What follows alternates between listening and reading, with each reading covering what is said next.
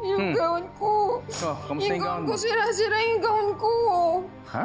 Oo, sira-sira yung gown ko. Tingnan mo. Oo, tingnan mo. Sira-sira? Ayan, Asan? yan, Gutay-gutay yung gown ko. Paano yan? Sayang, gusto-gusto ko pa naman tong gown na to. Okay. Don't stress. Papalitan natin yan. Bili tayong bago. Okay, don't stress. Okay na.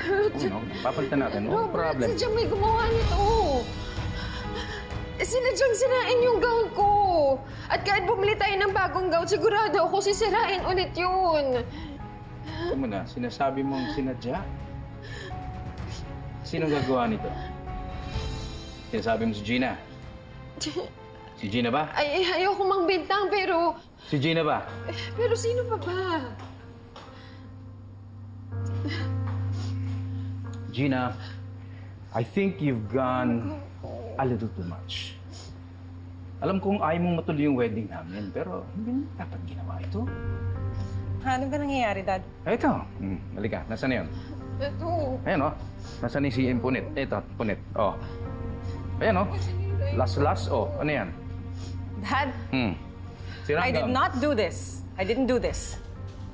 You didn't do this? No, hindi ko ginalaw yung gown ni Betsy. Sa tingin mo, sinong gagawa nito? Yung mga kasama natin dito sa bahay. Si Tita Connie mo, ayan, I've done nothing. Ikaw lang ang ayaw matuloy ang wedding I have namin. done nothing but try to accept Betsy in this house. In my mom's house. Tinanggap ko kahit ayaw ko. And I kept my mouth shut kahit di ako sangayon sa mga plano nyo. Tapos ngayon pagbibintangan nyo ako? Dad, talaga? Sino gumawa nito? Eh di si Betsy. Siya sumira ng gown niya. Ano? Are you crazy? Si Betsy? Dad, hindi mo ba nakikita? It's her plan para siraan ako, para magalit ka sa akin at siya kampihan mo. Alam mo, yung sinasabi mo yan, napaka-imposible.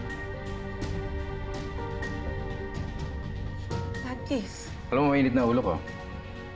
Kung meron kang pupuntahan, pumunta ka na. Malis ka na dito, baka uminit lalo ang ulo ko. You disappoint me. Look at you. I can't even look at you straight in the eyes.